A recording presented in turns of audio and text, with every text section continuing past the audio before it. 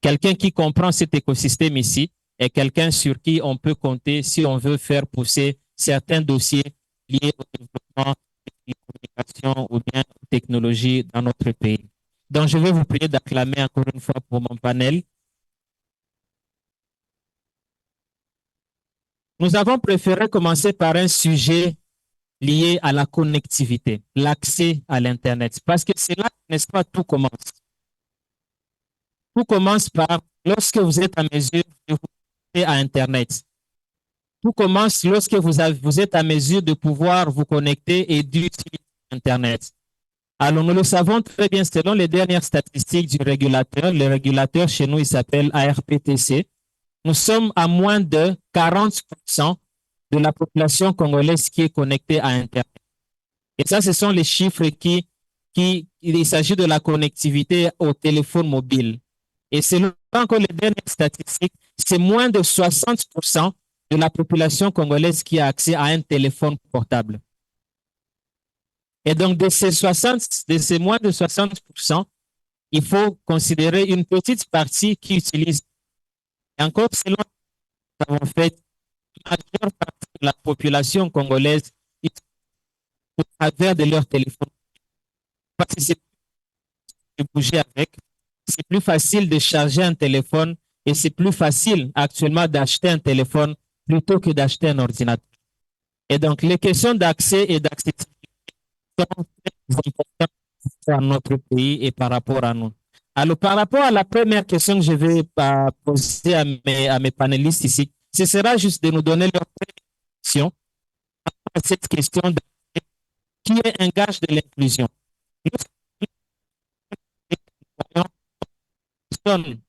Ce micro ici, ça passe. Combien de personnes ont accès à Internet?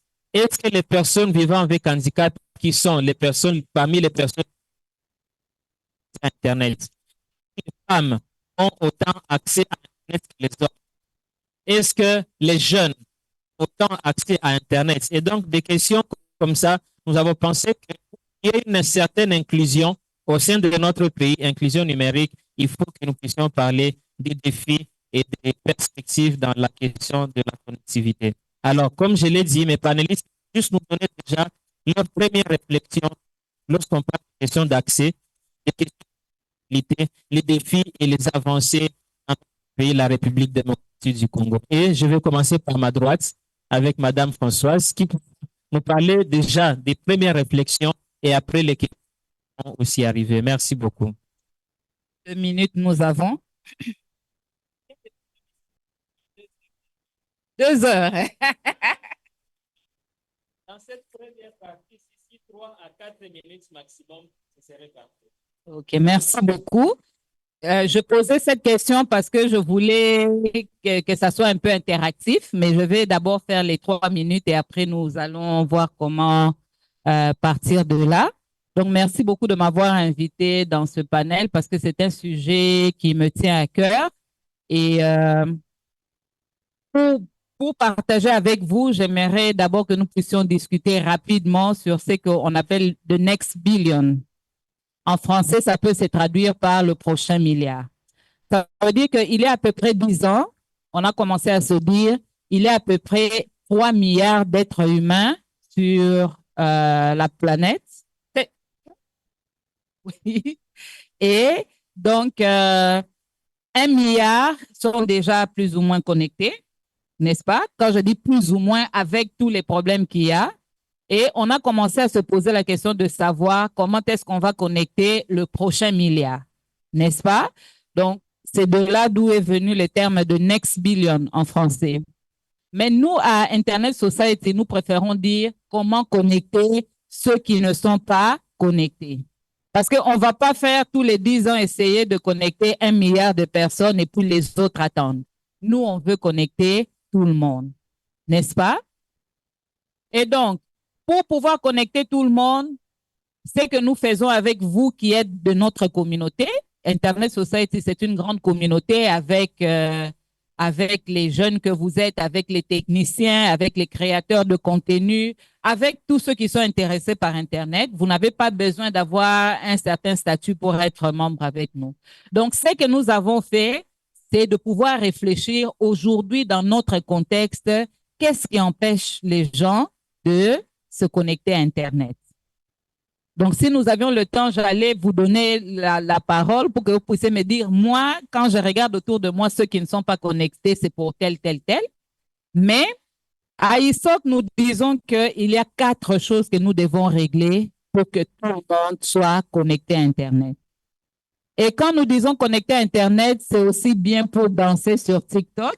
Ce n'est pas interdit de danser sur TikTok et de chanter, mais c'est aussi pour étudier, c'est aussi pour recevoir des soins de santé de qualité, n'est-ce pas? Imaginez un jour qu'un médecin des États-Unis puisse opérer, alors qu'il est aux États-Unis, qu'il puisse opérer quelqu'un qui est à Kinshasa, ou un médecin de Kinshasa opérer quelqu'un qui est à Massissi, dans le Nord Kivu. C'est aussi pour pouvoir étudier et apprendre. C'est aussi pour pouvoir innover. J'ai bien aimé le thème de votre école sur Internet. Vous pensez que faire un album photo comme Facebook et que les gens commandent, est-ce que c'est difficile? Je pense que ce n'est pas difficile, n'est-ce pas? Ça aurait pu être un Congolais qui aurait pu faire cela.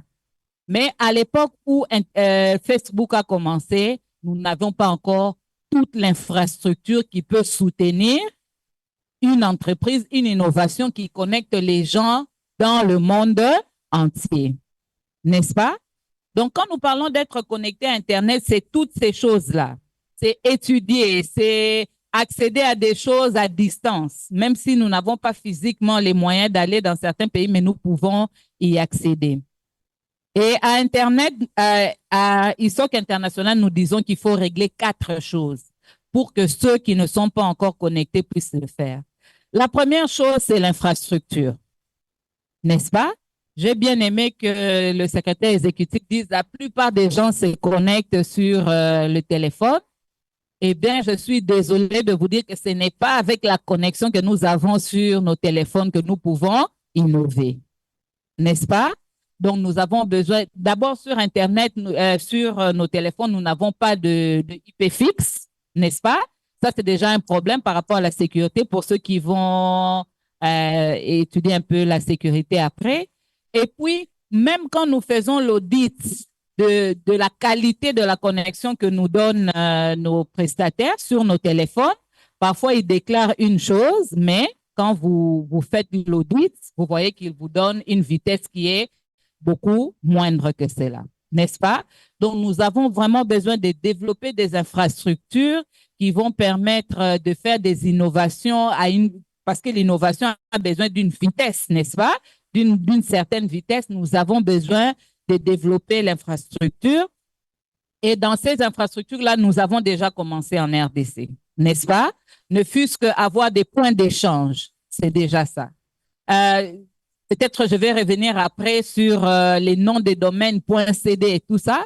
Comment est-ce que nous pouvons innover? Nous pouvons faire des choses, mais nous les faisons en .com, en .org, en .it. Donc, il n'y a pas vraiment moyen que nous puissions dire c'est nous les Congolais qui avons créé, qui avons mis quelque chose en ligne. Donc, la plupart des gens au Congo ne sont pas connectés à cause de l'infrastructure. Vous connaissez tous si vous voyagez un peu en dehors de Kinshasa, mais on m'a dit aussi qu'à Kinshasa, il y a aussi des points où il n'y a pas Internet, n'est-ce pas? Où vous arrivez comme ça, il n'y a pas Internet. C'est encore pire quand vous êtes à l'intérieur du pays. Parce que pour développer l'infrastructure, ça demande de l'argent et les entreprises privées, eux, ce sont des commerçants. Ils vont se dire, je vais mettre $1 milliard pour développer une infrastructure ici, mais est-ce que la population peut me suivre, peut me rendre $1 million que j'ai investi? Donc, ils ont un peu du mal à investir dans ces déserts numériques. Voilà pourquoi l'État doit jouer aussi sa part, n'est-ce pas? Parce que Internet, comme nous l'avons dit, c'est un bien commun qui nous permet de faire beaucoup de choses. Et donc, l'État, sachant cela, l'État doit pouvoir aussi investir là où les compagnies privées ne veulent pas investir. Donc, ça, c'est la première. La deuxième, c'est Et dans l'infrastructure, je vais mettre aussi les équipements, n'est-ce pas? Hein? Vous pouvez avoir Internet quelque part, mais vous n'avez pas le téléphone qu'il faut pour vous connecter à cet Internet. Vous n'avez pas le téléphone le plus performant pour pouvoir bénéficier de tout ce que Internet vous permet de faire. Après, nous avons les capacités humaines, n'est-ce pas? Parce que pour Internet, il faut des gens qui comprennent comment est-ce que Internet fonctionne, des personnes qui peuvent penser déjà au futur, n'est-ce pas? Des personnes qui n'ont pas peur de l'innovation. Quand vous entendez intelligence artificielle, vous n'en avez pas peur. Plutôt, vous essayez de comprendre comment est-ce que ça fonctionne pour que vous aussi, vous puissiez en bénéficier. Quand vous entendez parler de chat GPT, vous vous dites, OK, ça a été créé ailleurs, mais est-ce que nous aussi, on peut créer un chat GPT qui correspond à nos besoins? Après, nous avons le développement d'une communauté. Le développement d'une communauté. Dans les capacités humaines, nous voyons aussi qui va utiliser tous les contenus que nous sommes en train de produire. Parce que si tout ce qui est sur Internet, c'est en anglais, en français, et nos mamans et nos frères et sœurs qui ne parlent pas anglais et français, comment est-ce qu'ils vont faire? Si tout se fait par clavier, n'est-ce pas? Hein? Et ceux qui ne savent pas lire et écrire, comment est-ce qu'ils vont faire? Heureusement que toutes ces discussions-là au niveau mondial, il y a beaucoup maintenant de logiciels qui vous permettent de faire de speech to language, comme on dit, donc de la parole à l'écrit. Nous avons vu WhatsApp développer les voices et ça a vraiment pu libérer nos mamans et nos frères et sœurs qui n'ont pas eu la chance d'aller à l'école. Donc, nous développons les capacités humaines, mais nous développons aussi la communauté qui va aller pour être comme nos ambassadeurs partout pour dire Internet, c'est quelque chose de bien. Et là, je viens sur tout ce qui est stéréotype, tout ce qui est socioculturel comme problème, n'est-ce pas? Nous avons vu des gens venir sur Internet après dire ah, Internet, là, nous avons besoin d'une communauté qui comprend comment fonctionne Internet et qui va dire aux autres, il y a du bon, il y a du mauvais. C'est comme dans la vie que nous vivons. La vie n'est pas toujours que rose, mais regardez d'abord les bienfaits, tout ce que Internet peut faire pour vous. Donc, nous avons besoin de cette communauté-là. Donc, je vais commencer rapidement et au fur et à mesure, on pourra développer un peu plus. Merci beaucoup, Madame Françoise. Alors, commencez déjà à noter vos questions parce qu'on ne va pas beaucoup parler ici, mais c'est vous qui allez beaucoup parler.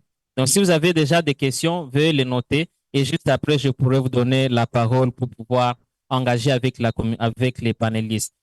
Madame Françoise a parlé des questions d'infrastructure, elle a parlé des questions de communauté, elle a parlé également des questions de la construction, n'est-ce pas, de cet écosystème, des gens qui comprennent les bienfaits de l'Internet et qui sont capables d'aller sensibiliser dans leur famille, dans leur milieu. Elle a parlé de l'infrastructure qui est très importante pour nous permettre non seulement d'avoir accès à Internet, mais également être en mesure d'innover.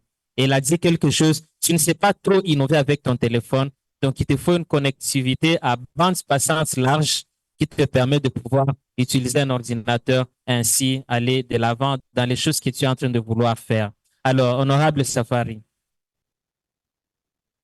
Moi, je parlerai plutôt sur quel est comment est-ce qu'on pourrait changer le, le point de vue euh, de nos institutions par rapport à l'Internet.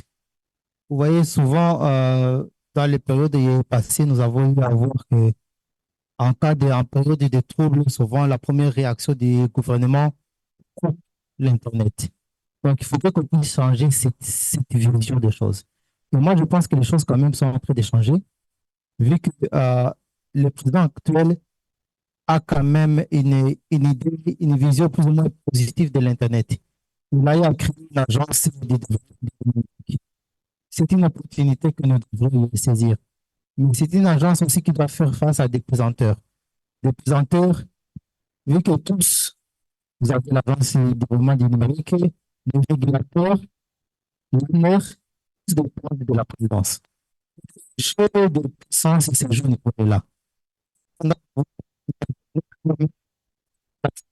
négatif de l'Internet. L'Internet,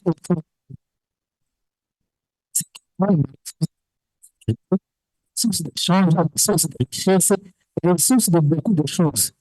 Maintenant, juste l'Internet, et je suis sûr qu'on a le potentiel, mais ça doit s'effectuer à plusieurs niveaux. D'abord, l'infrastructure. L'Internet, on parle que c'est l'autorité de l'information. Comme on n'a pas de vote, on n'a pas aussi ces autorités d'information. Mais on ne peut pas quitter l'effacement des sites. Non, mais on ne peut pas arriver déjà en route, on ne peut pas arriver, je sais pas, à Kisangani en route. Notre pays en quelque sorte extroverti, si c'est extraverti. La connexion de Kinshasa, elle vient de Mwanda, avec la fibre. Mais ça va être ici. La connexion de Goma, nous prenons des fibres qui viennent de Mombasa. La connexion de Lombashi, c'est une fibre qui vient de Mombasa. Donc, nous devons construire. Construire une nation, c'est aussi construire son Internet, son infrastructure. Et il y a tout à fait.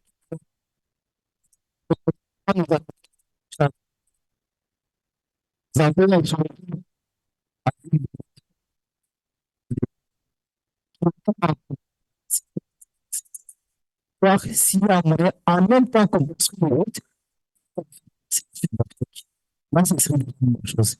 Il faut que quand vous bâchez que nous sommes tous sur le même internet, moi, maintenant, de créer un écosystème dans le contenu qui sera un environnement pour le profit de tout le monde. Mais ça demande des moyens. Ce qui avait été mis en place, c'est le fonds de services universels.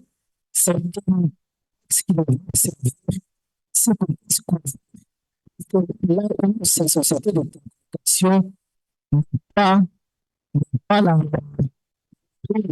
pas un gain économique en tant que en tant que le souci, c'est que chaque soit de Kinshasa, soit de soit de soit du quartier de Goma et celui de Massina, on est tous à cette communauté-là. C'est ça le travail de ces gens-là. Tout ça, ça se joue de réglementation. C'est ça notre rôle en tant que parlementaire, de faire en sorte que d'abord, ce genre de services puissent avoir la clé nécessaire, puissent avoir un budget et puissent mettre en place maintenant cette politique de connectivité. Mais aussi en tant que politique, nous avons aussi des limites. Parce que la politique, en tant que politicien, il y a plusieurs dynamismes. Quand vous entrez en politique, actuellement, quand vous êtes là, vous décidez de faire tout ce que vous voulez. Mais quand vous êtes en politique, il y a d'autres qui arrivent à décider à votre place. Chez les partis, les règlements, tu peux avoir ta vision, mais il y a aussi d'autres qui décident à votre place. Le rôle à moi, c'est d'essayer de marier ces deux mondes-là, le politique et la société civile. Et j'ai échangé avec d'autres amis, des fois, lorsqu'on a mené la loi sur les télécoms, en disant on vient de voter la loi, politiquement, nous sommes obligés de voter cette loi, qui réellement, moi, en tant qu'expert, je trouve pas. Parce que c'est une loi qu'on a vu sur l'aspect sécuritaire seulement et non sur l'aspect social. Mais en tant que politique, j'ai aussi mes limites. Mais vous, en tant que société civile, il y a moyen de faire en sorte qu'on s'entraide et cette loi pourrait être modifiée. C'est faire en sorte que chaque fois, j'essaie de me rapprocher de certaines familles pour prendre des contacts. C'est aussi échanger avec les jeunes. Ça serait que réellement, l'Internet peut de jouer ce rôle. Lorsqu'on parle d'intelligence artificielle, beaucoup de gens pensent que nous sommes pas encore à ce niveau. Non. L'Internet est global. L'Internet est global. Même actuellement, il faut l'utiliser. Il faut même aussi à travers cet outil-là. On ne sait pas que ce que vous, l'Internet,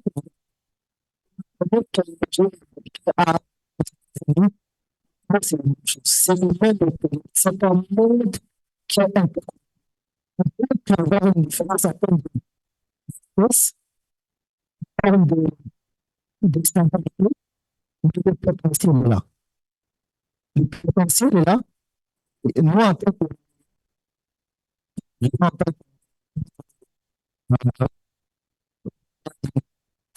c'est le gouvernement qui dirige, mais on peut être membre de l'institution, c'est en même temps membre de cette communauté de vote, contrôler cette démocratie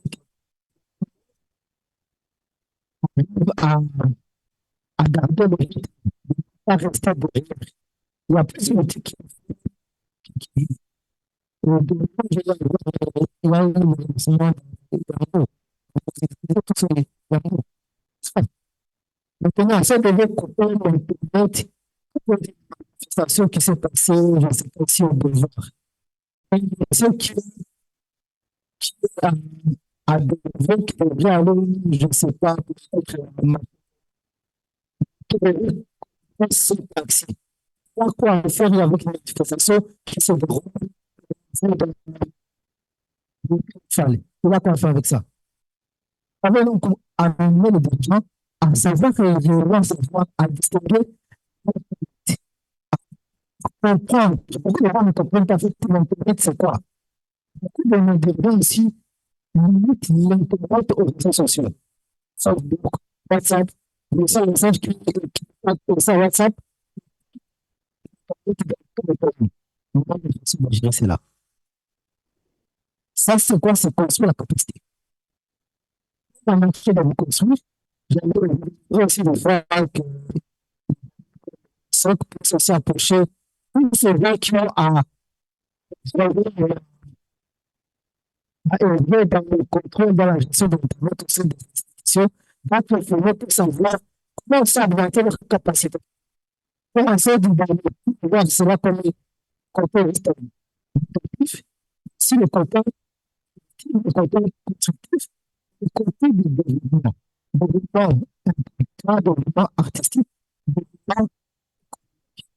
Moi, je peux vous essayer à tout instant, que ce soit un peu de vous, que ce soit un peu de vous, pour faire en sorte que nous puissions avoir le maximum comment dire, de faire vous voyez, dans ce monde, c'est souvent le plus facile, Oui, oui. out of le meilleur De l'Internet. le meilleur de l'Internet. Ouais. Le meilleur de l'Internet. Et c'est pour le bien du pays. C'est pour le bien du pays. Et le défi, ça va un grand défi, c'est un défi de taille, vaste. C'est pas facile de dire qu'on va sommet des stratégies comme ça en même temps. Dans en même temps, il y a plusieurs défis. Il y a aussi, ce n'est pas seulement au niveau des gens, ce n'est pas aussi au niveau des jeunes, des personnes handicapées, mais aussi au niveau des personnes. Des personnes autres.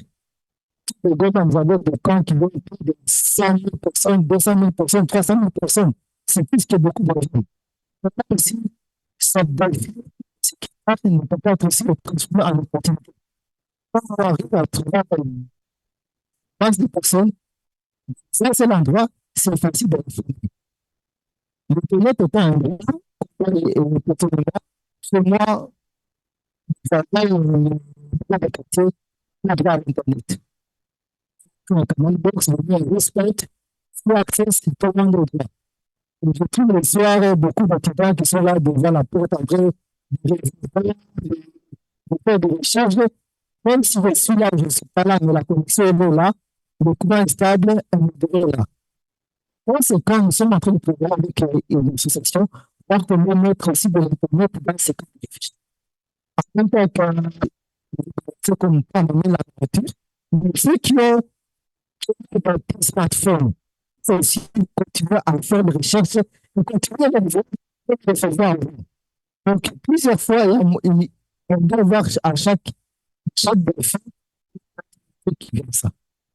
L'Internet, c'est l'un des outils qui permet justement de transformer tous ces défis-là en opportunités. Merci beaucoup. Oui, bien sûr. L'honorable Safari, des micros, peut-être faut qu'il change de pile. L'honorable Safari a touché une certaine variété de points. Il a parlé des opportunités, il a parlé des défis qu'il y a, il a parlé de la taille gigantesque qu'a notre pays, qui ne permet pas, c'est vrai, un travail facile déploiement de la fibre. Parce que vous savez, pour se connecter à Internet, il faut soit une connexion par câble ou une connexion par satellite.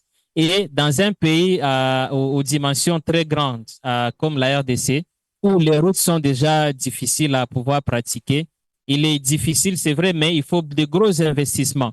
Il a parlé également du Fonds de services universels, qui est un fonds qui a été mis en place par le gouvernement et qui devrait être financé à 3% annuel des entreprises de télécommunications. Donc, les télécoms ont l'obligation chaque année, à la fin de leur exercice, de sortir 3% de leurs bénéfices dans une caisse qui devrait servir au développement des infrastructures dans des milieux très reculés de notre pays, le Fonds de services universels.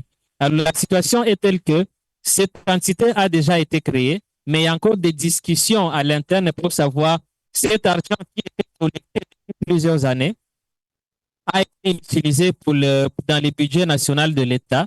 Alors, il faut que cet argent soit réorienté ou qu'il serve plutôt à l'objectif pour lequel il doit servir. C'est parmi les défis pour lesquels les parlementaires devraient vraiment beaucoup travailler pour se rassurer que ce fonds-là est en train d'être utilisé de manière efficiente. Je voudrais revenir à Madame Françoise. En tant qu'une activiste dans ces questions ici, je voudrais qu'elle nous partage un tout petit peu son expérience, en plus d'autres choses qu'elle voudrait parler dans sa deuxième prise de parole. C'est quoi la manière la plus judicieuse d'utiliser Internet dans notre pays? Parce que j'ai toujours demandé aux jeunes, surtout, Internet nous coûte trop cher. Mais pas Internet est cher. Les mégas, n'est-ce pas, pour les acheter, ça nous coûte de l'argent. Mais réfléchissez un peu, vous êtes étudiant. À la pause, n'est-ce pas, vous devez faire une pause. Vous appelez ça comment actuellement? À la pause, quand vous êtes à l'université, quand on vous donne la pause, vous devez faire quoi pendant ce temps-là? Il faut manger, n'est-ce pas? Alors, il y a beaucoup de jeunes étudiants, je crois que je faisais à l'époque quand j'étais à l'université, ils vont préférer ne pas manger et d'utiliser les 3 000 francs qu'ils ont pour acheter les mégas. N'est-ce pas? C'est un choix que vous devez décider. Mais la question que je pose aux jeunes, les 3 000 francs que vous avez achetés, c'est combien de gigas actuellement 3 000 francs? 1 giga, n'est-ce pas? À la fin de ces 24 heures, le 1 giga vous aura rapporté quoi? Bon, ça dépend, n'est-ce pas? Je ne vais pas avoir une réponse globale parce qu'il n'y en a pas une. On pourra répondre à cette question à un moment. Mais j'appelle toujours les jeunes à réfléchir. Si les 1 giga à la fin de la journée ne t'ont rien rapporté, soit en termes d'argent, soit en termes de compétences,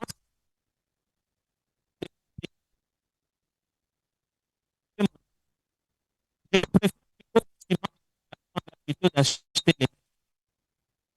Est-ce qu'on se comprend? Si les 3, ça veut dire que c'est vraiment très faible, n'est-ce pas? Parce qu'on n'a rien mis sous la dent. Mais tu as des gigas qui ne te servent pas à chacun. Mais je voudrais que Madame Françoise nous parle un petit peu des usages et qu'elle puisse nous donner peut-être quelques avis sur comment est-ce que nous pouvons capitaliser les mégas que nous achetons. Les uns, à la fin de 24 heures, ont capitalisé cet argent-là, mais les autres ont perdu parce qu'ils ont été seulement dans ceci, dans cela et dans cela que je ne veux pas nommer. Madame Françoise. Alors, je suis en train de sourire parce que je vais un peu te décevoir, n'est-ce pas? En tant que présidente d'ISOC, une organisation qui promeut Internet pour tous, nous croyons aussi que les gens ont différents usages, n'est-ce pas? Et tous les usages se valent. Nous ne disons pas que non, lui, il est en train de perdre son temps parce qu'il est en train de faire ça. Internet a été créé justement pour que ça puisse être un réseau ouvert où chacun peut créer selon ses besoins et selon ses envies, n'est-ce pas? Mais en ayant dit ça, je ferme rapidement la parenthèse, n'est-ce pas? Pour dire que Internet aujourd'hui peut nous rapporter de l'argent. Internet aujourd'hui peut nous permettre d'étudier. Je pense que j'ai parlé de toutes ces choses-là. Alors, c'est tellement important que nous puissions aller au-delà du réseau social. J'ai bien aimé quand l'honorable député nous a dit que pour beaucoup de gens, Internet, c'est le réseau social. Or, Internet, ce n'est pas le réseau social, n'est-ce pas? Aujourd'hui, nous avons plusieurs usages. Nous avons ce que nous appelons le e-gouvernement, n'est-ce pas? Donc, si vous avez besoin d'un acte de naissance, si vous avez besoin d'un passeport, si vous avez besoin d'enregistrer votre enfant qui vient de naître, vous pouvez le faire grâce à Internet, n'est-ce pas? Et même si c'est le e-gouvernement, mais le gouvernement qui veut installer toutes ces applications-là va chercher parmi les créateurs des applications qui a la meilleure offre pour faire cela, n'est-ce pas? Donc, nous qui sommes jeunes, surtout pour ceux qui sont techniciens, mais aujourd'hui, nous avons aussi des hackathons. Est-ce que vous avez déjà entendu parler de hackathons? Ça veut dire que c'est des endroits où ceux qui ont des idées, même si vous n'êtes pas technicien, vous avez une idée, vous vous dites, moi, je pense que pour que les enfants soient enregistrés sans que les parents puissent se déplacer, tout ça, on doit faire ça, ça, ça. Donc, les gens qui ont des idées se rencontrent avec des techniciens et ils essayent de choisir quelle est la technologie la mieux appropriée pour que cette idée puisse devenir réelle. Et après, vous avez comme des concours parce que vous avez plusieurs groupes qui travaillent et quelqu'un va dire ça c'est mieux parce qu'il y a la sécurité, ça c'est mieux parce que ça correspond à la qualité d'Internet que nous avons, ça c'est mieux parce qu'on peut l'utiliser avec plusieurs équipements, n'est-ce pas? Alors, j'ai parlé rapidement de e-médecine. Dans un pays où nous avons très peu de médecins, nous pouvons aussi utiliser Internet pour se soigner, n'est-ce pas? Nous avons vu dans quelques pays autour de nous où les gens utilisaient des drones pour distribuer du sang. Je ne vais pas citer le pays, mais c'est un pays qui est à côté de nous, qui n'est pas plus cher que nous, où ils utilisent les drones pour amener du sang dans les milieux reculés. Mais nous, au Congo, nous avons encore des gens qui meurent parce que, maquillé zaté, n'est-ce pas? Maquillé zaté, c'est pas comme si dans tous les pays, il n'y a pas le sang, mais le sang est quelque part, mais le temps de faire arriver ce sang là-bas, et la personne est déjà mal en point. Donc ça, c'est quelques usages de e-médecine. Maintenant, vous avez un médecin qui peut vous opérer à partir de très loin. Pendant que vous êtes ici en RDC, il peut vous opérer. Mais pour cela, il a besoin de l'équipement, n'est-ce pas? Hein? Ça, il ne va pas le faire par WhatsApp. Reconnexion, vous savez la reconnexion, Bandela et Soussou. Non, non, non. Donc, ça demande vraiment une vitesse, ça demande de l'équipement qu'il faut. Et toutes ces choses-là, nous qui sommes jeunes, nous pouvons créer ces applications pour pouvoir les vendre.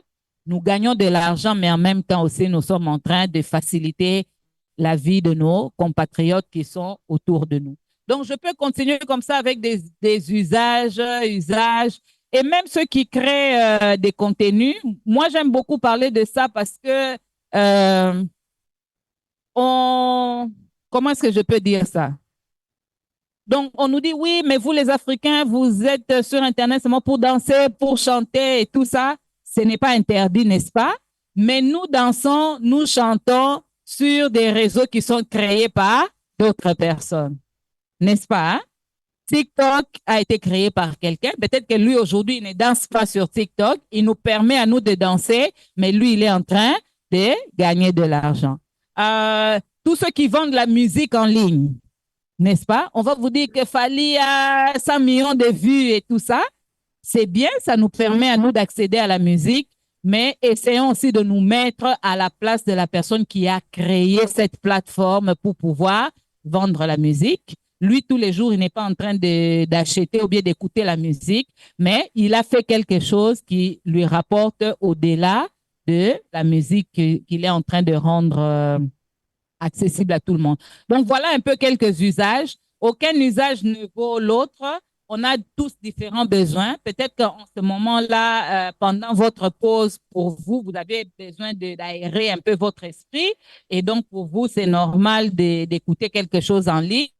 Mais ne nous arrêtons pas seulement à être des consommateurs. Essayons aussi d'être des producteurs, des développeurs, comment on les appelle, des créateurs de contenu et toutes ces choses-là, plutôt que de consommer seulement ce que les autres ont déjà produit. Merci beaucoup. Est-ce qu'on peut acclamer, applaudir pour ça? Je vais revenir à l'honorable pour lui donner aussi sa deuxième prise de parole et après ça, nous allons prendre l'échange des questions et réponses. Donc, préparez déjà vos questions au panel ici, inclus moi-même. Madame Françoise nous a parlé de toutes ces choses. Il est très important que nous puissions non seulement parler de l'accès, mais l'accès en anglais, on appelle ça meaningful access. Donc, un accès qui est j'ai tendance à dire qui est meaningful. Significatif, qui a du sens. Voilà. Donc, on devrait quitter juste un accès simple, mais utiliser Internet avec un accès significatif. Et ça, c'est très, très, très important. Comme ça nous permet de capitaliser. Lorsque nous sommes en train de consommer ce que les autres ont produit, nous leur permettons d'avancer. Mais nous, qu'est-ce que nous faisons? Et la question que je vais poser à l'honorable tout à l'heure, sera de nous dire un tout petit peu, il a parlé en tant que député national, c'est quoi le rôle d'un député national dans le contexte des choses dont nous sommes en train de parler? Nous avons un député national qui est du secteur. Et je le lui rappelle à chaque fois, on a l'opportunité de se rencontrer dans toutes ces conférences à l'international. Et moi, je suis content parce que, on va le dire, ce n'est pas tous nos députés qui sont experts dans plusieurs matières. La plupart de nos députés, on les a élus peut-être parce qu'ils sont juste très populaires dans nos communes, dans nos quartiers, mais ils ne sont pas nécessairement experts dans un domaine spécifique. Mais lorsque nous avons des parlementaires qui maîtrisent un certain domaine, il est très important qu'ils nous expliquent qu'est-ce que nous pouvons attendre du rôle d'un parlementaire dans le développement. Il a parlé déjà des lois ou bien de la pratique de certains des membres du gouvernement dans le cadre des coupures d'Internet pour des raisons qui ne sont pas aussi pertinentes que ça. Et ça, c'est quand même quelque chose qu'il faut déjà, et il a dit, heureusement, nous n'avons pas connu de coupure d'Internet depuis 2019. La dernière coupure d'Internet que nous avons connue, c'était en décembre 2018. On se rappelle tous de la coupure d'Internet. Pendant 21 jours, personne n'avait la connexion Internet dans notre pays, juste le lendemain des élections de 2018. Ça, ce sont des pratiques qu'on appelle actuellement des pratiques rétrogrades. Pour des raisons qui ne sont pas sérieuses, le gouvernement se décide de bloquer l'accès à Internet à toute la population. C'est à peu près 100 millions d'habitants dans ce pays ici. Parce qu'une opposition politique va avoir une marche sur le boulevard Triomphal, on coupe Internet même à la population qui est dans le fin fond de l'Odja, dans le fin fond du Nord Kivu, alors qu'elle n'est même pas concernée par ce qui est en train de se passer ici. Et donc, en tant que parlementaire, quelles sont les initiatives qui sont déjà en cours, ou bien qu'est-ce que l'État peut encore mieux faire et qu'est-ce que la population peut faire pour vous accompagner, vous, dans la gestion de votre rôle. Et après l'intervention de l'honorable, nous allons prendre vos questions. Merci. Et tout d'abord, il faut savoir le rôle d'un député. On a trois rôles. Le premier rôle, nous avons un rôle de représentativité. Vous représentez. Le deuxième rôle, c'est celui de légiférer, faire des lois. Et le troisième rôle, c'est celui de contrôler le gouvernement. Et dans chacun de ces rôles-là, il y a un moyen de l'associer à l'Internet. On doit représenter la population. Représenter lors de l'élaboration des lois, faire en sorte que vos idées, vos désirs, vos souhaits puissent être saisis et parvenir au sein de l'institution, au sein du Parlement. Légiférer, c'est faire les lois. Faire des lois conformes à vos désirs, à vos intérêts et contrôler si réellement le gouvernement fait ce qu'il doit faire. Si on commence par légiférer, il y a plusieurs lois qui cadrent avec le numérique. Il y a la loi actuellement qu'on appelle la loi des télécommunications. C'est ça la grande loi en général. Mais il y a d'autres lois qui viendront, notamment pour ce qui est des données personnelles. Et il y a aussi d'autres lois qui vont faire en rapport avec la tarification, les taxes, parce qu'on a un grand problème qui freine aussi l'accessibilité, c'est les coûts. Les coûts de l'Internet, les coûts des équipements, des téléphones. Nous sommes parmi les pays les plus chers en termes de coûts. Que ce soit tous nos voisins, si on compare les prix des mégas, les mégas que nous payons aussi à $1 et quelques, ailleurs on peut avoir à ces prix-là, on peut avoir 5 gigas ou 10 gigas ou même 20. Donc, le coût est là. Le coût des appareils. Il y a plusieurs taxes qui viennent, qui se greffent. Des choses que chaque institution veut avoir sa taxe. Et dernièrement, la plus grande taxe que nous avons eu à combattre, c'est la taxe RAM. Parce qu'il y a un service qui s'est dit non, j'ai besoin de ces taxes pour faire tel projet. Il vient, il augmente le coût sur le coût qui était déjà élevé. Il y a toujours ce genre de services qui viennent. Et dernièrement, j'ai eu à attendre qu'il y aura une taxe de la RTNC sur la SNEL et la Régie des eaux. Vous voyez, demain, il y aura une taxe, je ne sais pas quoi. Donc, on essaye de, chaque service essaie de faire sa taxation. Et ça pénalise, ça freine. Notre priorité en tant que législateur, ça serait de faire en sorte que justement la vision que le gouvernement a de l'Internet puisse changer. Que ce ne soit pas seulement une source de revenus, une source de taxation, mais un outil de création de richesses. Et pour créer cette richesse, c'est mieux que le maximum de personnes qui ont accès à l'Internet, parmi eux, on aura accès à des gens qui sont innovants, qui pourront créer le TikTok de demain. Avant, le Facebook, il n'y en avait pas. Facebook, je pense, a été créé par un jeune qui n'était pas le plus star de l'université. On peut dire même que c'était le garçon, le vilain. Non, le vilain, c'est lui qui n'avait pas d'amis. Mais le jour qu'il a créé Internet, il a dit, le monde entier, vous serez mon ami. Donc, dans Facebook, tu ne peux pas refuser l'amitié de Mark Zuckerberg. C'est par défaut. Vous êtes 6 milliards de connectés, donc il a 6 milliards d'amis. Vous voyez? TikTok, la même chose. Donc, tous ces outils-là, on ne sait pas, lors demain, il y aura peut-être un outil qui sera créé par un étudiant de l'INIKIN, un étudiant de GCD. Mais pour le créer, il faut que l'Internet soit là. Donc, on voit plutôt que ce soit un outil de développement, un outil de création d'idées, de stimulation. Et c'est ça mon rôle à ce niveau-là. Donc, si en tant que parlementaire, comme je dis, il y a des représentants qui sont là, on doit travailler en synergie entre les politiques, la société civile, la jeunesse, en fait qu'on puisse aboutir. Voir réellement dans cette loi, qu'est-ce qui freine, qu'est-ce qui fait en sorte que l'inclusivité n'est pas là, qu'est-ce qui fait en sorte qu'on n'arrive pas à exploiter au maximum le potentiel de l'Internet. Donc, ce sera ça le rôle. Et comme je dis, nous sommes carrément disposés. Il y a aussi d'autres, parmi vous, il y a des développeurs que genre de langage. Donc, web, JavaScript. Oui, tout ça, c'est des idées. Nous avons des idées. Comme il dit, il y a le hackathon. Là, il y a des gens qui ont des idées, mais ils cherchent des gens pour faire ça. Nous avons des idées. Personnellement aussi, j'ai une idée. Il y a des défis qu'on rencontre. On perd une pièce d'identité, on perd un document qui se trouve à la banque, qui se trouve, on a mis la carte d'identité. Mais comment relier la personne qui a perdu et la personne qui a trouvé? Voilà une idée.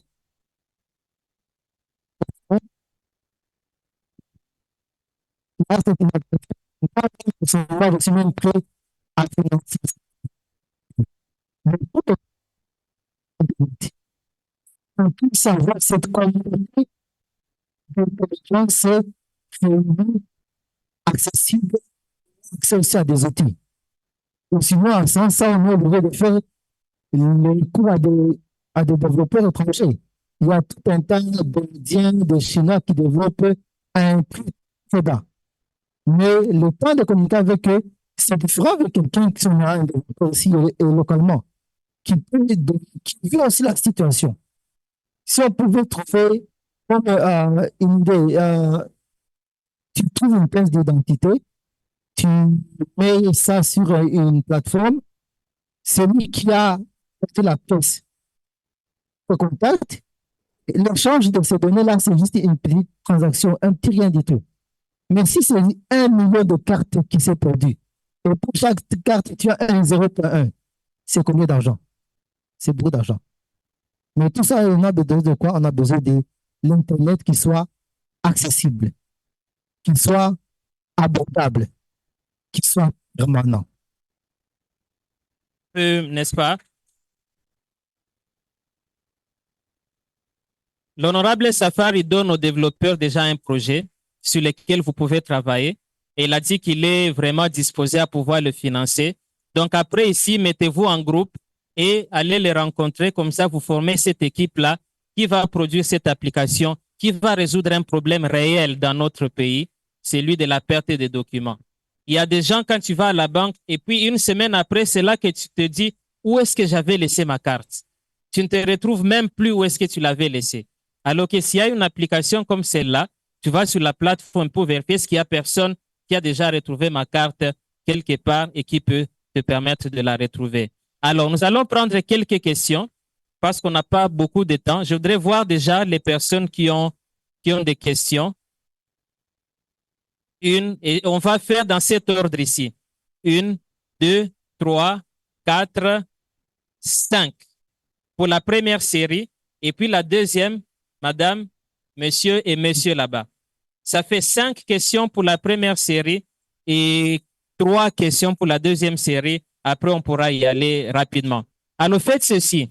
Il vous faut du papier. Si on peut me trouver du papier et du stylo pour mes panélistes ici, parce qu'ils vont noter les questions. Les 5 premières questions, vous vous levez, vous vous présentez très rapidement et vous dites une seule question directe, très courte. Ne nous dites pas ça, c'est le premier volet de ma question. 5 volets pour ma question. Donc, prenons juste un seul volet pour chaque question pour nous permettre de gagner le temps. D'accord? Et dites aussi la personne à qui vous adressez la question, ce sera très facile. Voilà. Madame, allez-y le temps que les papiers soient en train d'arriver. Voilà, merci beaucoup pour la parole. Il y a mes panélistes qui me disent que la technologie n'a pas besoin de noter. Ils peuvent noter leurs questions sur leur téléphone. Mais moi, je pourrais quand même aller être traditionnel et noter ici. Ok. Allez-y, madame. Merci beaucoup pour la parole. Je réponds au nom de Naomi Malembi. La question est celle-ci. L'Internet, c'est un moteur de développement et nous voyons que dans notre pays, c'est mal réputé. Alors, qu'est-ce que vous avez pensé, vous étant gouvernement, et vous, Madame Françoise, votre plateforme qui est l'Internet pour tous, qu'est-ce que vous avez pensé pour relever ces défis, vu que nous voyons le Rwanda qui est vraiment réputé par la technologie, alors que nous, en RDC, nous pensons toujours dans les danses. Et si vous donnez même le téléphone à une petite fille, aujourd'hui, elle va dire que je vais faire une vidéo, je vais danser. Et quand vous allez même dans des statuts WhatsApp, vous voyez que tout le monde est là pour danser. Alors, qu'est-ce que vous avez pensé pour relever ces défis? Merci beaucoup. Merci beaucoup, madame Naomi. La deuxième question ici. Adressez la question directement à quelqu'un. Pardon? Oui, oui. C'est mieux d'aller à une seule personne. Dites cette question, je voudrais que telle puisse y répondre. Moi, c'est David Kapiamba, l'étudiant de l'ISTA Kinshasa. Ma question est de savoir, la dame a parlé à propos des infrastructures. Alors, la question, j'adresse à l'honorable. Nous avons remarqué que dans notre pays, il n'y a que les entreprises privées des télécoms, Vodacom, Airtel et autres. Et les coûts pour accéder à l'Internet, c'est très élevé. Qu'est-ce que le gouvernement pense pour mettre en place leur propre entreprise des télécoms, au lieu de commencer à dépendre des autres sociétés qui nous fait payer l'Internet très cher? Vous avez dit votre prénom, c'est qui? David.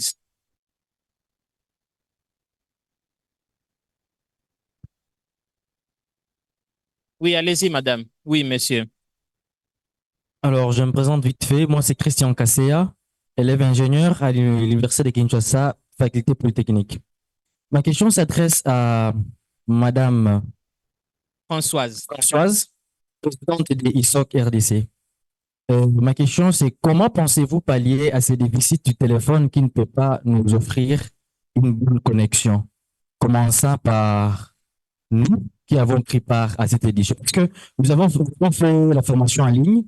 Nous avons rencontré beaucoup de problèmes. Moi, perso, j'ai rencontré beaucoup de difficultés à suivre les cours en ligne avec les téléphones.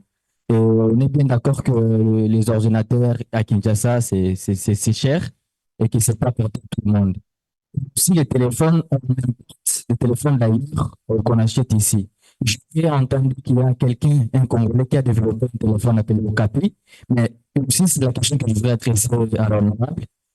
Pourquoi vous ne pouvez pas soutenir cette personne et que son entreprise qui multiplie les téléphones ici, donc on va acheter le téléphone ici, Capi, au lieu d'importer les téléphones d'ailleurs et les acheter trop cher. Merci. Merci beaucoup, Monsieur Christian. La dernière personne pour cette première série, c'était Monsieur ici. Les deux, voilà. OK. D'accord, merci pour la parole. Ma question s'adresse à Madame Françoise. Vous avez parlé, parmi les 4 choses dont vous avez parlé de la première qui est l'infrastructure. Vous avez plus mis l'accent sur l'accès à l'Internet. Et j'aimerais savoir, dans l'infrastructure numérique en République démocratique du Congo, c'est l'accès à l'Internet qui tient compte ou aussi les facteurs accès à l'électricité? Parce qu'on ne peut jamais parler de l'Internet sans qu'il y ait l'électricité. Si vous pouvez un peu nous éclaircir par rapport à ce point. Merci beaucoup. Ça, c'est très bien. Merci beaucoup. Vous avez dit votre prénom, c'est Bénédicte. Bonjour à tous. Bonjour. Je suis Mesha Kapanga, développeur web et cofondateur de l'application Daku App aussi. Ma question, l'application Daku App. Dabo App. Daku App. Daku App. Dagu. Ndaku. Yes. Ndaku, la maison. La maison, yes. OK. Ça permet aux locataires et aux bailleurs. Plus les... Bon, pour l'instant, on travaille avec les agents. Non, mais il faut ajouter déjà cet aspect ici. Si. Quand je cherche une maison, je passe sur l'application, je peux trouver les options de maison ça, en fait. directement. C'est ça, les rôles de l'application. Ouais. Ma question s'adresse d'abord à Madame Françoise. Vous n'avez parlé que du bienfait de l'Internet, mais vous n'avez pas parlé de ses méfaits. C'est ça? Merci beaucoup. Et ma deuxième question s'adresse à Son Excellence, Monsieur l'honorable député national. Je veux savoir, on a tous parlé de la cherté de la connexion Internet, mais je ne sais pas, est-ce qu'il y a une loi aussi qui peut, ou bien ça existe, ou bien ça devrait exister, qui doit contraindre aux télécoms de nous fournir aussi une connexion Internet de qualité? C'est-à-dire que moi, par exemple, je suis développeur, je peux dire que je peux m'en foutre qu'une connexion soit chère du moment où la connexion là est rapide pour moi, en fait. C'est un peu ça. Merci. Alors, il nous restait 3 questions. Qu'est-ce que vous pensez si on prend les 3 également? Comme ça, on y va une fois pour toutes. Oui, on prend carrément les 3 dernières questions dans cet ordre-là tel que je l'ai présenté. Et puis, nos panélistes vont répondre une fois pour toutes et on aura fini. Merci pour la parole. Je m'appelle Gloire Amfizi. Ma question s'adresse à l'honorable Safari. C'est justement pour compléter sa question. Vous avez parlé du coût élevé de l'Internet en RDC qui freine le développement dans beaucoup de secteurs. Alors, selon vous, qui est l'auteur de ce coût-là? Est-ce que c'est le gouvernement? Est-ce que ce sont les sociétés télécoms? Ou bien c'est la population qui ne s'investit pas dans le numérique? Ou bien la politique du pays qui ne cesse de charger les sociétés des taxes et impôts tous les jours? Merci.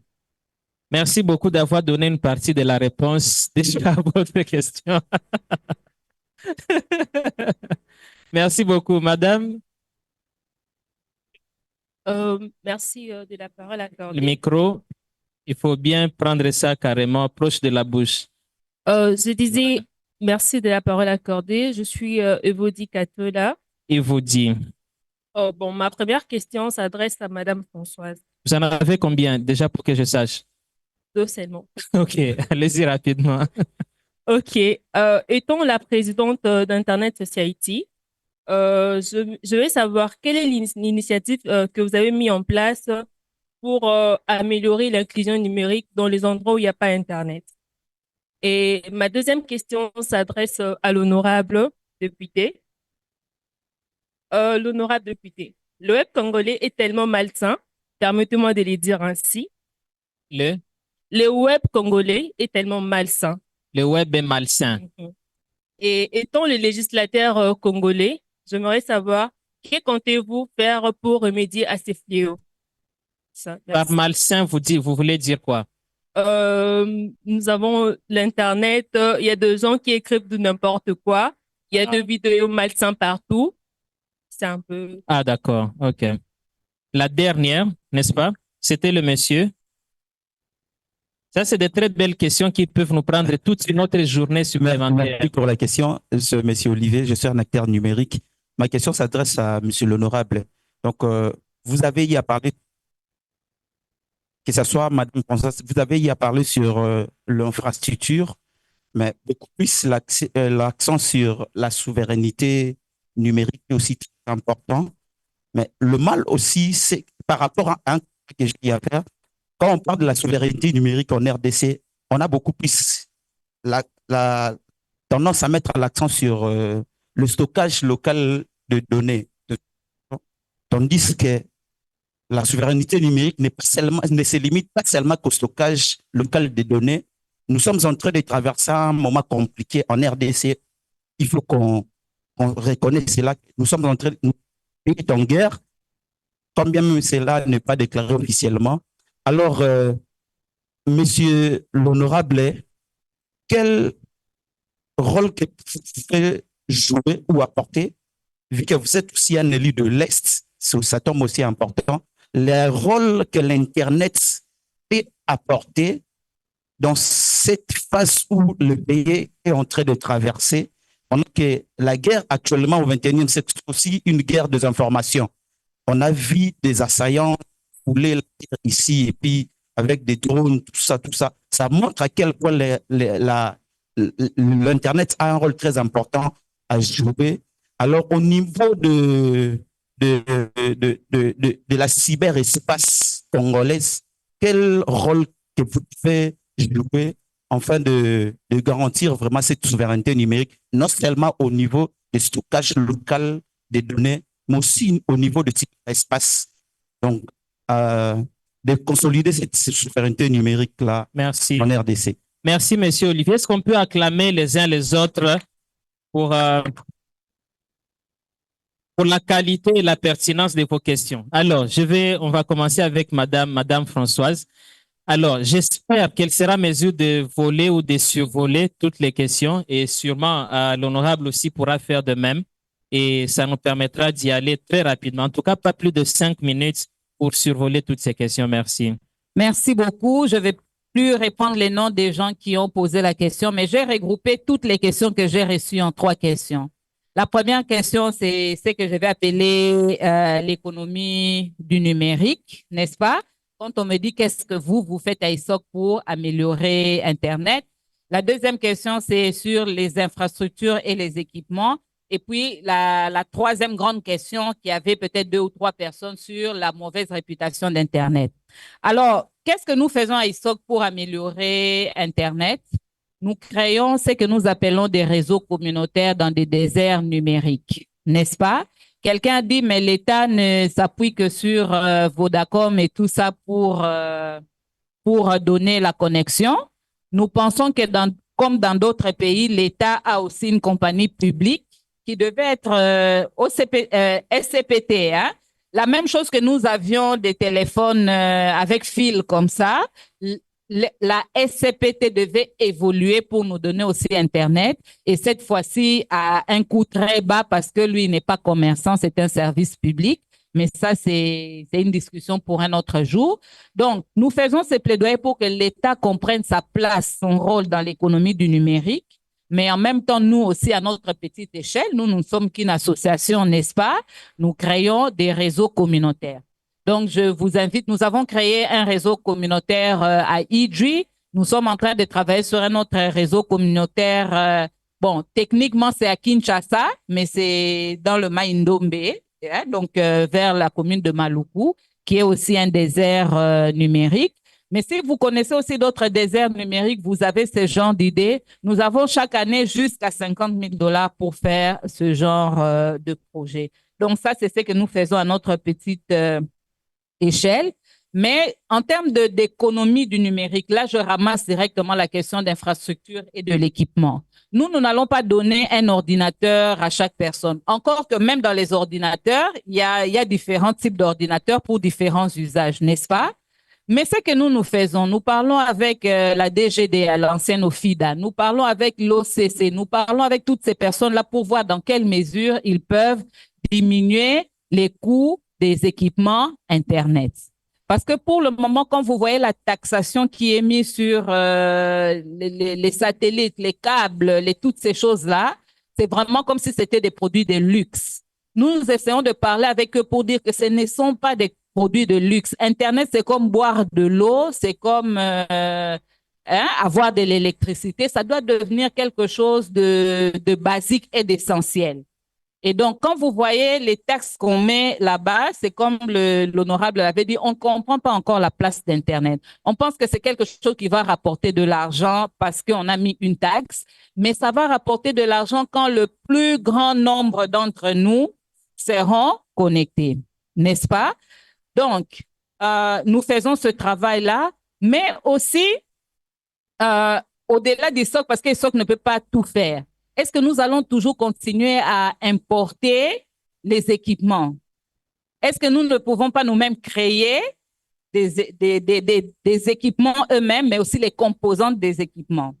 Un pays qui a autant de minéraux comme ça, donc même les composantes, hein, les fils avec lesquels on met la fibre optique, nous avons les minéraux qu'il faut ici pour pouvoir les produire. Donc, si on les produit sur place, ça va coûter moins cher, ça va être disponible. On le produit dans la province orientale, en Ituri, etc., etc.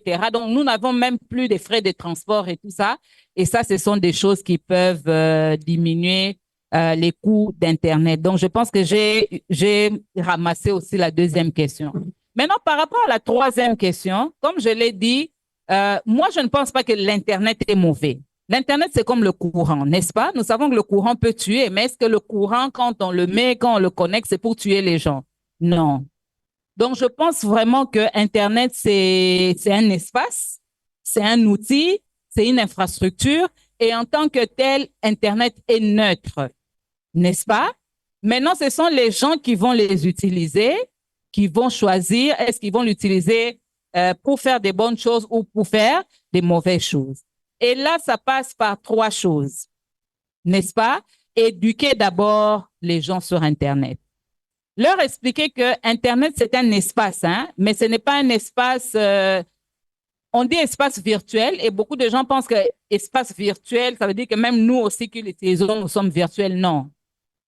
C'est un espace où les gens vivent, où vous pouvez tuer quelqu'un avec ce que vous avez mis sur Internet, vous pouvez arrêter sa carrière, vous pouvez lui faire perdre de l'argent et tout ça.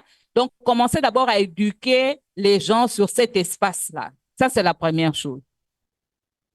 Donc, s'il y a des choses que tu ne peux pas faire quand tu es avec d'autres personnes, essaie aussi de te demander si tu as envie de faire ça sur Internet.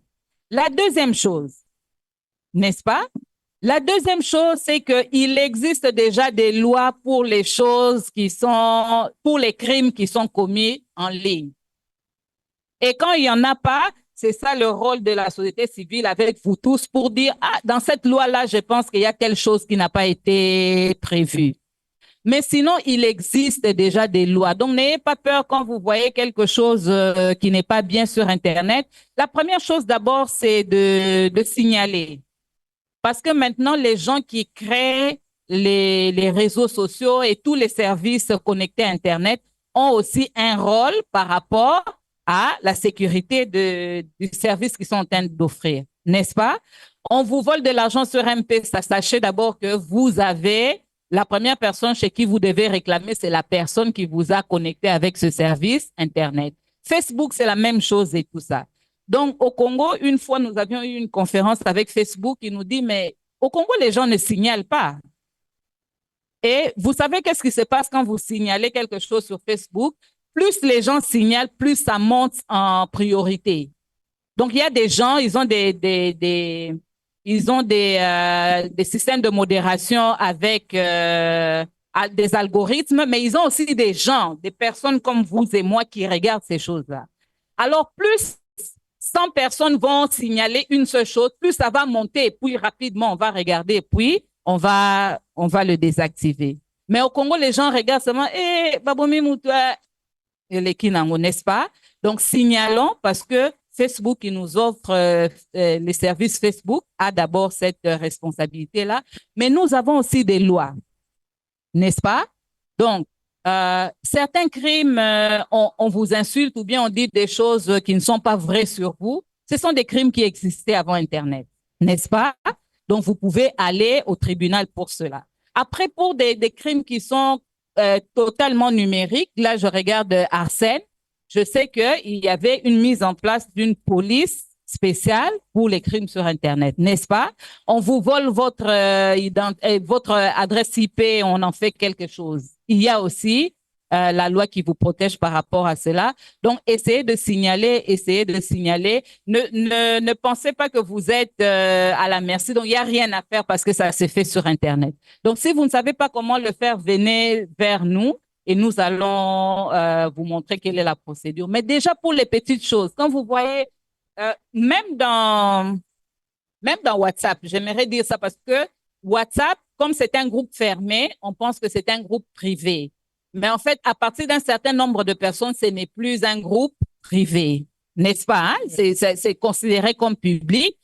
Et donc, même quand vous êtes dans un groupe WhatsApp, vous voyez qu'on a posté quelque chose qui ne vous concerne pas. La première personne à qui vous parlez, c'est l'administrateur, n'est-ce pas?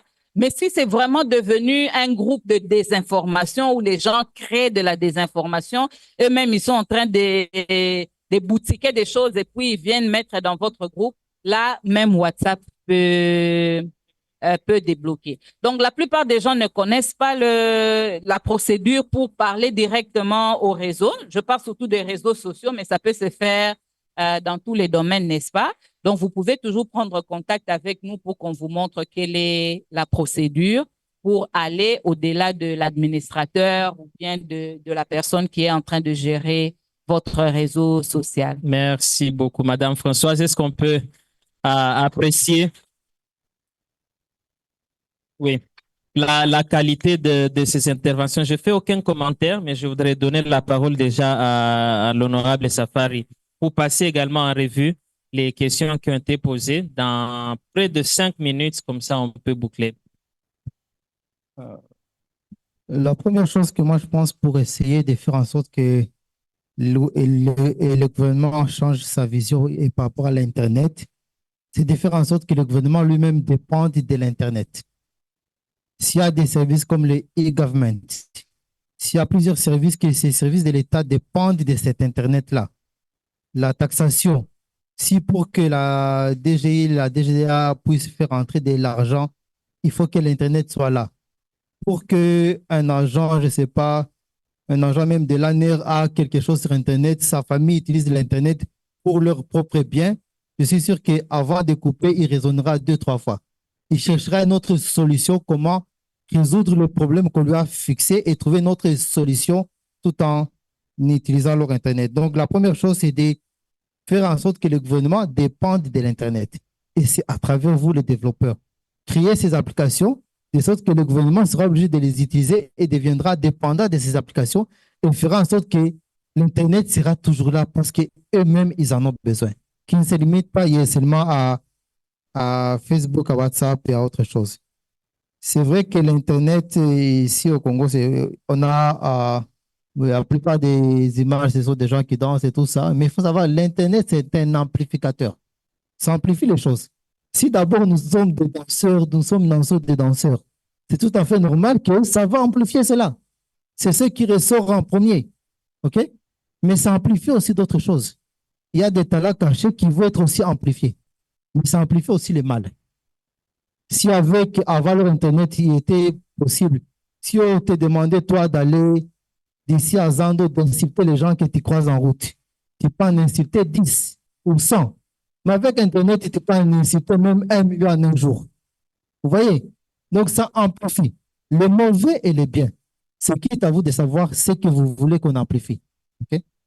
Et le gouvernement est là et doit être là pour essayer de voir en sorte que c'est les bonnes choses qui sont mises en avant par rapport au négatif. Mais on ne peut pas bloquer cela juste pour des petites choses négatives alors que le positif est encore nombreux.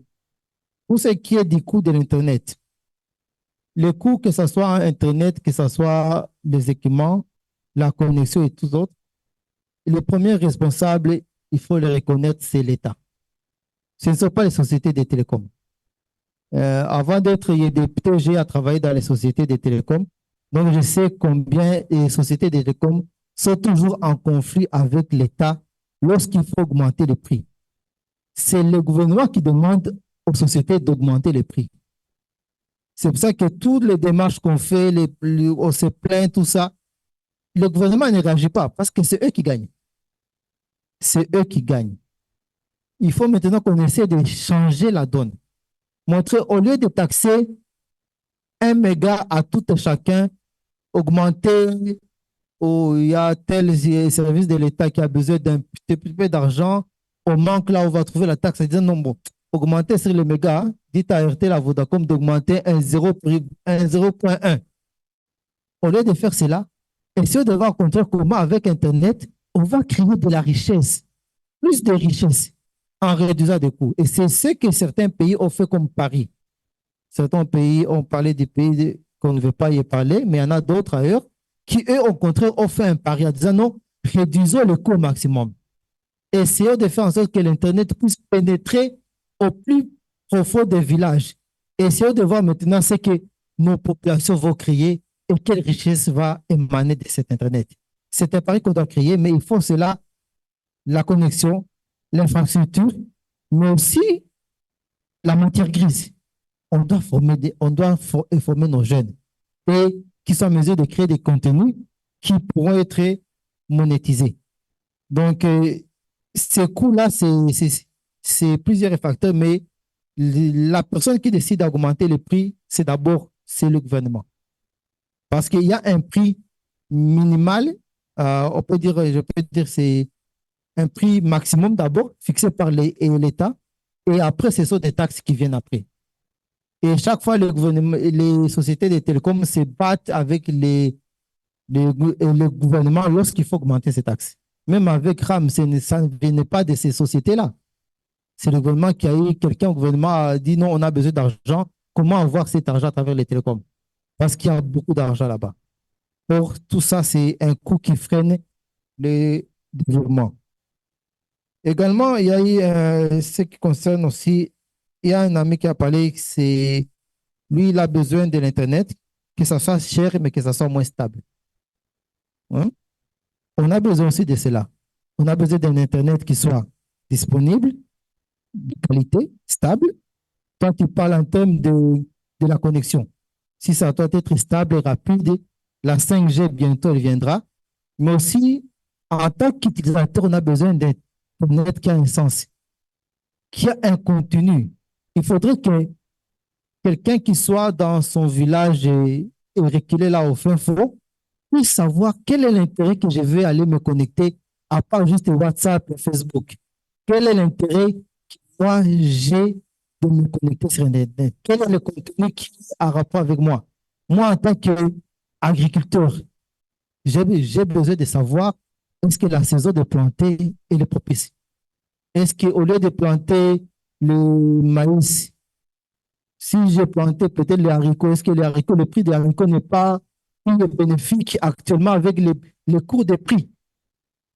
Ou si je plante là, je cultive, est-ce que la route qui permet d'évacuer, est-ce que cette route elle est praticable? Tout ce genre d'informations. Ou soit même nos conducteurs. S'il sait que non, avec l'Internet, il est en mesure de savoir que d'ici à, je ne sais pas, à Mimosa, il y a certains embouteillages à Kitambo.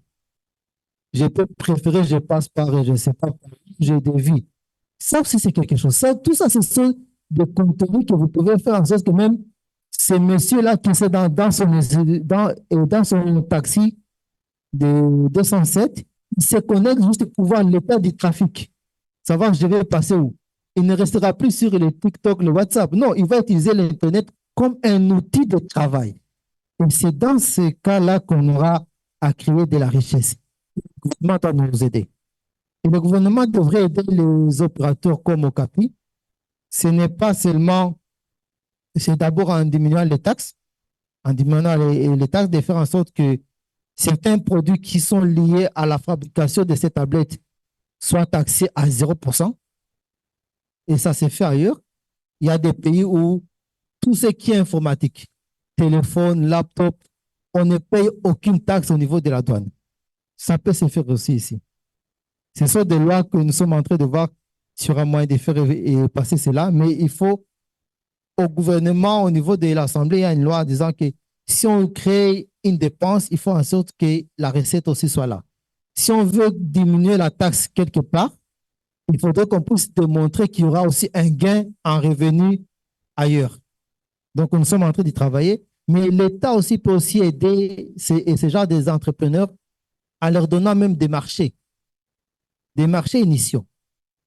En disant, OK, venez avec votre tablette. Et moi, d'abord, en tant que gouvernement, je m'engage à prendre le premier achat des 10 000 téléphones que je vais les distribuer aux étudiants. Vous voyez, c'est un programme soit d'augmenter l'inclusion numérique, mais qui facilite un opérateur économique de lancer son business. Il y a tous ces genres d'accompagnements. Il est question qu'ils puissent essayer d'approcher au sein des institutions. Il y a actuellement l'Agence du développement du numérique qui sont vraiment ouverts à toutes les idées. Ils sont vraiment ouverts. C'est à vous de les approcher et de voir qu'est-ce qui peut être spécifique à vous en tant que commerçant, mais aussi au gouvernement. Il y a aussi, on a parlé de la souveraineté numérique. La souveraineté, ce n'est pas seulement de stocker les données au pays. Là, je dirais que c'est la souveraineté de l'ancienne époque. L'Internet, il n'y a pas de frontières. Tu peux couper la fibre, mais quelqu'un aura aussi un satellite. Ce qui est là actuellement, avec et surtout ce qu'on appelle l'intelligence artificielle, le big data, c'est d'avoir la souveraineté sur les données. Les données peuvent être neutres, mais comme ça, que ces données appartiennent à la République démocratique. Parce qu'il y a des grandes compagnies, Google, Amazon et les autres, sont en train de se faire de l'argent sur vos données à vous. Ils vendent des services sur vos données à vous. Même si tu ne le sais pas, mais actuellement, tu es en train de donner des informations. En venant de la maison ici, je suis à travers un embouteillage, et mon téléphone était connecté, et que Google est en mesure de savoir l'état du trafic de ici, l'état du trafic est comment. Il y a un embouteillage au niveau de Bandal. Ces données-là, il les a prises chez moi, mais il va les vendre. Il va le vendre à qui? À Lango. Il va le vendre à Uber. À Zano, le taxi, aujourd'hui, non, il faut dévier, il faut passer par là. Mais ça, ce sont des données RDC. Il faudrait que la RDC puisse avoir aussi de l'argent. Comment monétiser cela? Donc, essayez de quitter la façon de penser. Ne soyez pas là en arrière. La souveraineté numérique, elle est là, mais ce n'est pas une souveraineté qui se limite aux frontières. Il faudrait que cette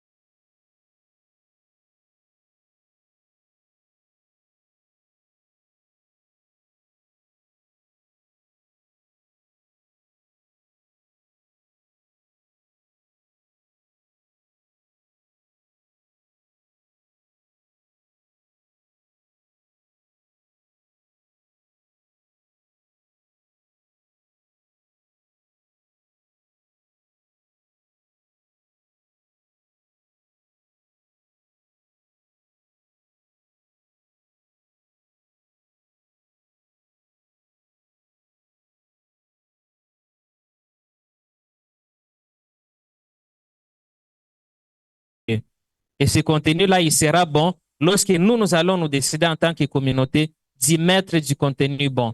Lorsqu'on va diffuser des vidéos pornographiques sur les réseaux Internet et que tout le monde a tendance à partager, ça veut dire que nous sommes en train d'amplifier le mal qui est en train de se passer là-bas. Mais s'il y a du bon contenu et que nous partageons cela, nous serons en train d'assainir l'environnement de l'Internet dans notre pays. Donc, la responsabilité pour un Internet moins malsain et plus propre nous revient à nous tous en tant qu'utilisateurs. Et donc, merci beaucoup. Avec ceci, nous allons clôturer ce panel, ce premier panel. Merci pour votre attention. Merci pour votre participation et surtout merci pour votre engagement. Je vais vous demander encore d'applaudir pour mes panélistes et d'applaudir pour vous-même également pour votre participation. Et donc, pour accueillir le deuxième panel, je vais juste nous demander de nous mettre debout. On va prendre 3 à 4 minutes juste pour relaxer. Et après, le deuxième panel sera en train de se préparer, qui sera modéré par M. Athanase. Ce n'est pas le photographe, on peut avoir une photo pour ce panel ici.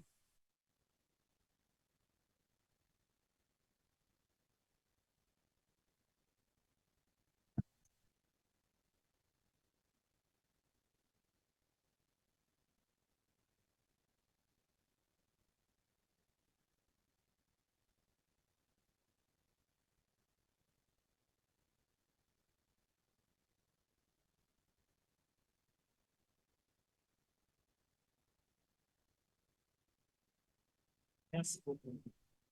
Voilà, donc on a 3 à 4 minutes juste pour se lever et bouger un tout petit peu les pieds. Après, M. Athanas pourra nous inviter pour le deuxième panel. Mes panélistes, merci beaucoup. Merci beaucoup. Par là-bas, par cette porte-là.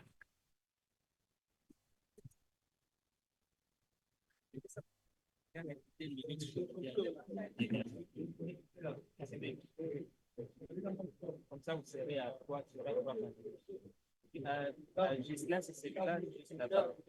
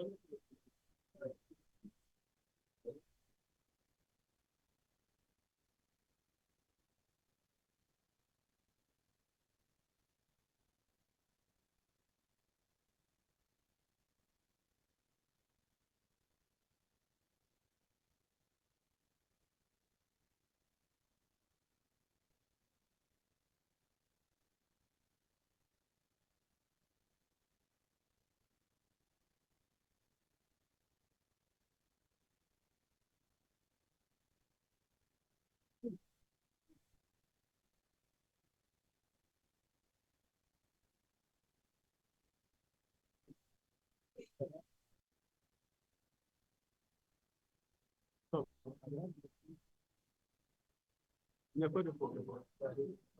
D'accord. Il n'y a pas de problème. De connaissance, il y a le problème de la formation académique et puis formation professionnelle.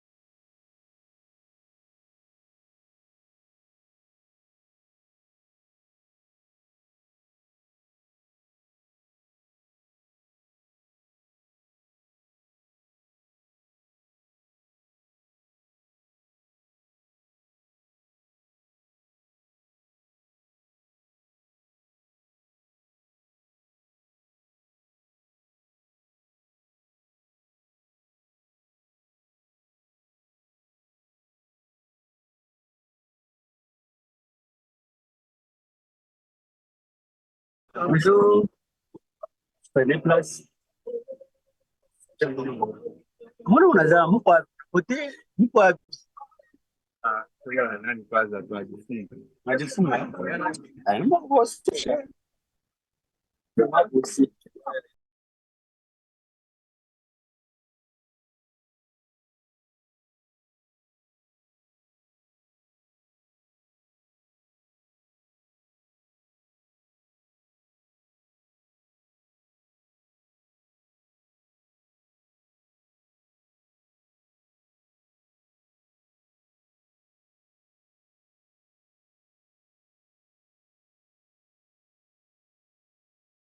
Comment on peut dire que la formation valorise au fait les numériques dans notre pays? Donc, déjà, j'invite Madame Anouarit Maté, Monsieur Gislam Bessé,